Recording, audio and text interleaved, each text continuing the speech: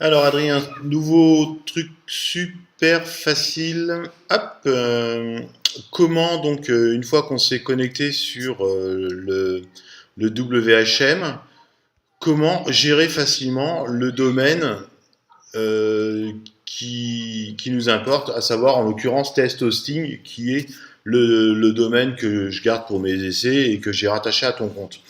Bah, c'est tout simple en fait, voilà, on va se connecter, donc nous sommes agence O, donc on se connecte sur le 2087, ou, enfin, voilà, pour l'instant on se connecte sur le 2087, on va faire les choses toutes simples, donc là, connexion réussie, redirection, là je suis connecté donc, sur ton interface, je vais aller voir les comptes, la liste des comptes. Et là, je veux gérer le domaine d'un de mes clients, qui est le client test hosting. Imaginons, c'est un autre client. Et je vais tout simplement cliquer ici sur cPanel. Le cPanel, c'est la partie front office qu'on peut commercialiser à un client. Ça lui donne un accès sur son site, sur le port 2083. Donc on va ouvrir ça, ça ouvre dans un nouvel onglet. Voilà. Alors, on attend un petit peu. En même temps, je suis en train d'uploader la vidéo YouTube, donc évidemment, ça peut être long. Qu'est-ce qu'on a ici? On a cette interface Largo, tu vois, largo.coolhost-2083. C'est-à-dire qu'on est à l'heure actuelle sur test-hosting 2083. Et ici, tu pourras avoir la liste de tous tes clients pour gérer tous tes clients en complète autonomie. Et là, tout simplement, ben voilà, donc sur le compte test hosting, admettons, ben, tu as ton client test hosting qui t'appelle, Adrien, il me faudrait une adresse mail compta. Pas de problème. Compte courriel. Hop. Étant donné que j'ai un plan où, par exemple, j'ai fait un plan pour, avec 10 adresses mail, eh ben, je vais créer l'adresse compta. Compta@test hosting. Je vais chercher un mot de passe, simplifier un peu le mot de passe, un truc simple de 8 caractères, voilà, toc. Hop, j'ai dit que je l'ai recopié. J'utilise ce mot de passe. La boîte, elle fait 250 mots ou elle fait 700 ou alors elle est illimitée. On s'en fout. Pof, voilà. Là, on vient de créer une boîte compta@testhosting pour notre client et on n'a plus qu'à lui envoyer un mail pour lui dire qu'il peut y accéder en allant sur cette adresse-là qui est webmail.test-hosting.com. Voilà. On n'a pas de certificat SSL, donc on a ce message-là, c'est normal. On n'a pas de certificat SSL, on a juste un certificat auto-signé. Mais bon, voilà. À partir de là, le client se connecte, nom d'utilisateur, mot de passe. Il fait connectez-vous, il arrive, il a le choix entre plusieurs webmails. On verra ça plus tard, il n'y a pas de souci. Qu'est-ce qu'on peut voir aussi? On a d'autres options. Comment configurer le client d'email? Donc ça, tu peux donner à tes clients. Ça, moi, je le donne. Voilà. Comment peuvent-ils configurer? Donc sous Mac, sous Windows. Ils ont les fichiers de config automatiques pour le protocole IMAP sur SSL avec Windows Live. Ou alors, voilà, avec leur iPhone. Enfin, comment ils peuvent configurer leur logiciel de messagerie pour accéder aux mails. Qu'est-ce qu'on a d'autre dans les mails? On va avoir comment se comporte Spam Assassin, qui est l'anti-spam. À l'heure actuelle, il est activé. Et s'il a un scoring de 5, il fait de l'autodélétion. Ben, là, pour l'instant, c'est pas activé. Mais là, par exemple, je peux lui dire de déléter les spams qui arriveraient avec un scoring de 5. Donc, tu vois, il rajoute 5 plus là en tête de truc et il fait il y a un filtre de mail. S'il y a un message spam avec 5 trucs, il les met à la poubelle. C'est très très très pratique. Ça évite vraiment d'inonder les boîtes mail. Qu'est-ce qu'on a? La possibilité de faire un renvoi automatique, que la boîte compta arrive directement à la boîte direction, etc., etc. De gérer un répondeur automatique. Je suis en vacances, je reviens le 12. Quelqu'un va appeler, va envoyer un mail. Le mail est stocké, mais la personne reçoit une réponse en disant que la comptable est en vacances, revient le 12. Des listes de destinataires, donc ça c'est pour les newsletters. Une liste, moi j'ai un client qui a 3 ou 4 000 adresses dans 3 ou 4 listes différentes. Donc là, c'est une autre interface, mais on peut très bien envoyer à l'adresse prospection@testhosting et que le mail soit envoyé à 600 personnes à la fois, sans que ces personnes sachent qui a reçu le mail. Très très important, ça ce sont des règles de filtrage. On peut importer un carnet d'adresses, donc un export de Google, le réimporter. Bon voilà, à peu près tout ce qu'on peut faire, il y a d'autres trucs. Un autre truc, ça ce sont les options de restauration des sauvegardes. Donc si je clique là-dessus, hop, je vais pouvoir restaurer mon domaine tel qu'il était à un instant T. Donc ça rouvre une autre interface, c'est une extension que je viens d'acheter. Et donc soit je restaure le home, donc toute l'arborescence. Tu vois qu'on a un daily backup donc, qui a été fait le 3, donc certainement cette nuit. Une sauvegarde mensuelle qui date du 1er octobre et une sauvegarde weekly qui n'a pas eu le temps de se faire de la semaine parce que j'ai mis en route l'extension cette semaine sur ce serveur. Donc c'est pour ça que j'ai pas encore de truc. Et je pourrais même restaurer une base. Donc là par exemple je veux restaurer le root, donc toute l'arborescence. Je clique là-dessus, je choisis la date à laquelle je veux restaurer, je fais restore, ça envoie un mail à l'adresse qui est là en disant voilà votre truc est restauré, donc ça me permet de récupérer une antériorité. C'est vraiment très très pratique et ça fallait que j'implémente ça sur mes serveurs. De la même façon, on peut donc gérer des sauvegardes autrement, bien évidemment.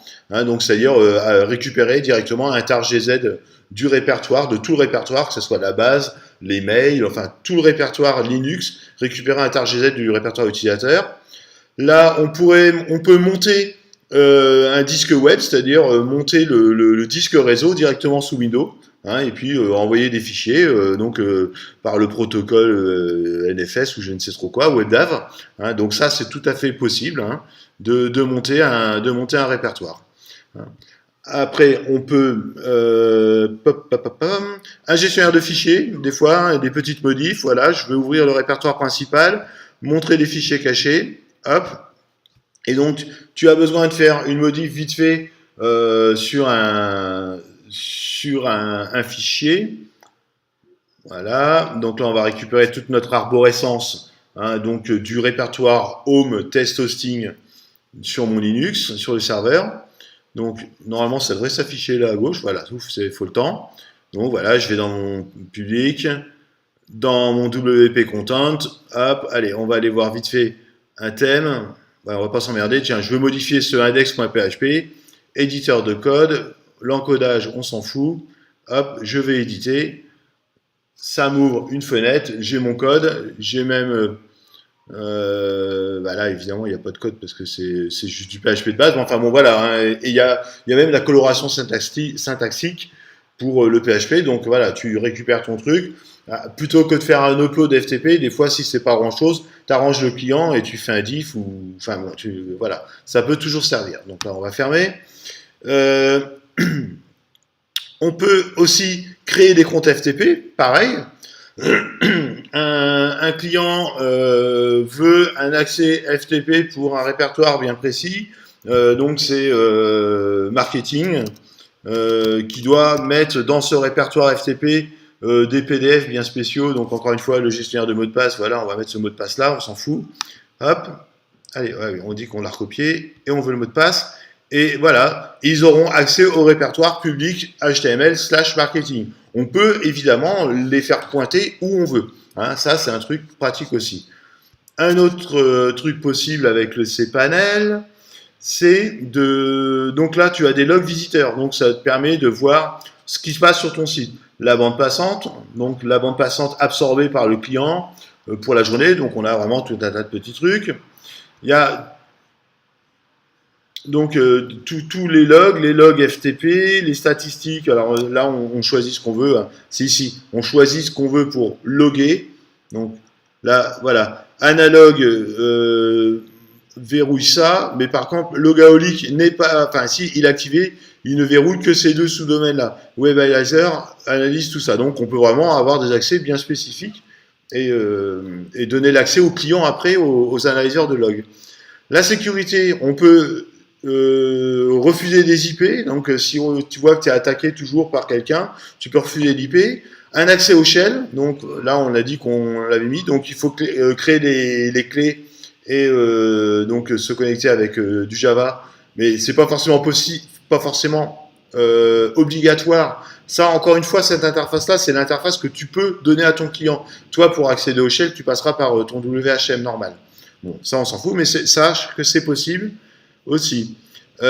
Protection anti-leash, c'est pareil. Protection des liens actifs, c'est pour mettre des htaccess, hein, tout simplement. Et là, c'est installer un certificat SSL sur un site. Un site, un PrestaShop, tu dois installer un certificat. Voilà, gestionnaire SSL, hop. Installer les certificats, etc. Donc ça se fait là-dessus. Dès que tu achètes ton certificat, après tu vas avoir des, je sais pas si c'est ici, voilà, tu colles ton certificat, la clé privée, etc. Ou alors tu vas la chercher directement dans le sous-domaine. Enfin, ça se passe superbement. C'est vraiment très très facile à faire. L'interface est aussi en français, donc ça peut toujours servir. Un autre truc très très important, étant donné que le cPanel, enfin l'argot en question et mettre DNS pour le domaine, eh ben, on a la facilité de créer des sous-domaines. Admettons là, par exemple, je vais créer un sous-domaine Adrien. Hop, voilà. Adrien.testhosting, ça va diriger vers public.adrien. Je crée le sous-domaine. Ça me permet, mais en 2 temps 3 mouvements, d'installer sur le répertoire Adrien un Drupal. Donc, on va faire la démo tout de suite. Adrien.testhosting, ça c'est fait. Et maintenant, je vais aller dans mon Softaculous là. Alors c'est soit j'y vais ici, soit j'y vais par là, tout ce qui est en bas. Donc là, par exemple, j'y vais par ici. Hop. Je vais aller chercher un Drupal. Tiens, j'en ai un là qui est beau. Installation. Hop. Je vais chercher mon domaine. C'est adrien.testhosting, à la racine d'Adrien. Hop, voilà. Je choisis ma version Drupal, je veux la dernière. Le nom de la base de données, les tâches cron toutes les minutes, etc., etc. My Drupal, machin, admin pass, donc on met un mot de passe, hein, ce qu'on veut, quoi d'ailleurs. On peut encore une fois générer un mot de passe, voilà. Hop, je vais envoyer ça sur ma boîte mail, gmail.com, et là je fais installation. Et là, c'est easy, c'est-à-dire qu'il est en train de télécharger le package qui lui va bien, il est en train de copier les fichiers, il fait l'installation, je vais voir si ça marche, hop, nouvel onglet, Welcome to my Drupal. Voilà, j'ai installé un Drupal sur un sous-domaine, il a sa base de données, tout, je suis heureux, je peux me connecter, je peux faire ce que je veux avec. On a installé un Drupal. Vraiment là, c'est du royal. Bien évidemment, tous ces logiciels, tous ces trucs, sont backupés sur le serveur toutes les nuits, une sauvegarde qui est gardée toutes les semaines, la dernière sauvegarde est gardée et le dernier mois est gardé. Encore une fois, par exemple, là, je vais faire un backup, tu vois, je peux restaurer mon WordPress tel qu'il était le 28/12, etc., etc., etc. Donc là, en fait, celui-ci n'est plus fonctionnel parce qu'en fait, j'ai fermé le domaine entre-temps. Il m'a gardé le backup. Et encore un autre truc, je peux voir que là, j'ai une update qui est en vue. J'ai d'ailleurs reçu un mail dernièrement pour me dire qu'il y avait une mise à jour. Pourquoi il y a une mise à jour? Je suis en version 3.9.0, or maintenant on est en version 4. Et bien, qu'est-ce que je fais? Mise à niveau de la version 4. Je fais une sauvegarde, parce que voilà, et mise à niveau. Et donc là, il va me mettre... Alors en fait, c'est parce que j'ai supprimé j'avais remis à niveau la base entre-temps. Mais donc, là, en gros, logiquement, quand on ne touche pas à la base entre-temps, parce que en fait, test hosting, c'est un domaine que je prête à mes clients pour qu'ils puissent faire des tests. Et généralement, je change les trucs. Alors, entre Softaculous et Scarellement dans le WordPress, il y a une petite différence. Mais donc, sinon, on peut faire les mises à jour tout simplement. Là, je retourne au contrôle panel. Un truc qu'on n'a pas eu le temps de voir, donc voilà, les domaines, les sous-domaines, les domaines compagnons. Donc, qu'est-ce qu'un domaine compagnon? Voilà, domaine d'extension permet aux visiteurs d'atteindre un sous-domaine en saisissant l'URL du domaine d'extension. Ça signifie que vous pouvez héberger des domaines additionnels à partir de votre compte. Admettons, là, c'est testhosting, test-hosting.com. J'aurais aussi acheté testhosting sans le -.com. Je le mets en domaine compagnon et quitte à l'un ou l'autre, ils arriveront sur le même. Tout simplement. on peut faire des redirections, et là, on peut éditer la zone DNS, donc soit simplement éditer la zone DNS, comme c'est le cas là, ou alors l'édition avancée de la zone DNS, mais uniquement du domaine test hosting. Hein, et là, par contre, là, je peux éditer et supprimer mes zones DNS. Et là, on va pouvoir voir qu'à la fin, on a Adrien qui est là. Comme c'est un sous-domaine, il a ses propres entrées MX, enfin, voilà, il est tout prêt à fonctionner, quoi. On pourrait même faire des boîtes mail en adrien.testhosting. Donc, conta@adrien.test-hosting.com. Donc, c'est vraiment très, très, très complet, quoi. Hein. Les bases de données, pareil. Je suis en mode de dev. Tu es en train de développer. Et ben, tu vas te faire une base de données donc, sur agenceo/doto. Hop, voilà, elle est créée.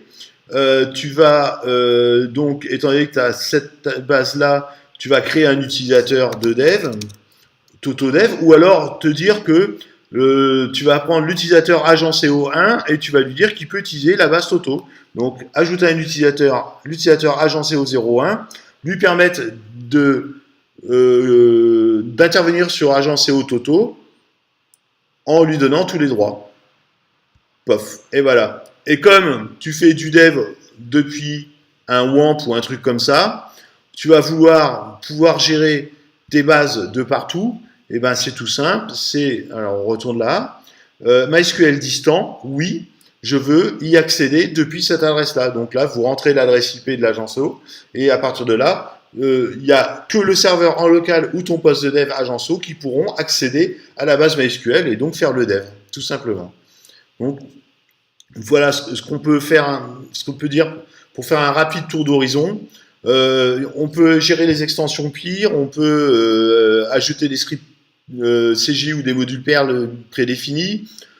Optimiser le site, c'est uniquement faire du mode deflect. L'Apache mode deflect, c'est la compression, hein, la compression des pages. Et normalement, peut-être pas, attends voir. Ouais, non, c'est à peu près tout. Qu'est-ce qu'on peut voir d'autre?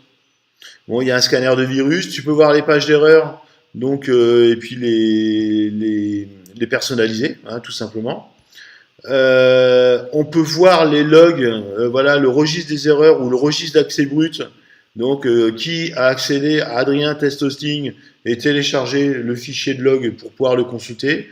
Hein, voilà. Et donc là, voilà tout ce qu'on a à peu près fait sur cette interface, qui est aussi accessible en tapant l'URL. Alors, je vais te montrer. Voilà.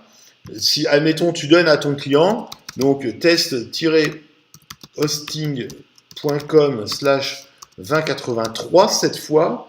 Hein, ton client va arriver sur cette interface. Encore une fois, on n'a pas de certificat SSL.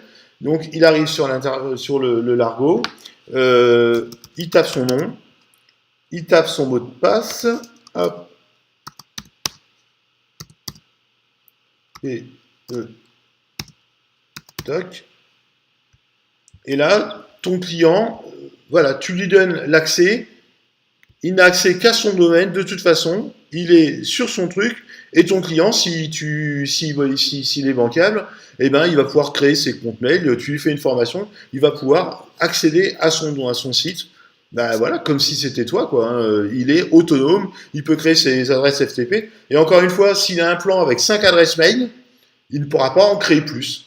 S'il a un plan avec 5 gigas d'espace disque, il pourra dépasser les 5 gigas avec une tolérance de 2-3%, mais tu recevras des mails qui te diront attention, le client test hosting est à 5200 MO pour 5000, soit vous remontez, soit donc à partir de là, dans WHM, tu pourras modifier la taille de sa partition. Hein, c'est vraiment hyper chialé, très puissant et très complet. Voilà, allez à plus tard, ciao.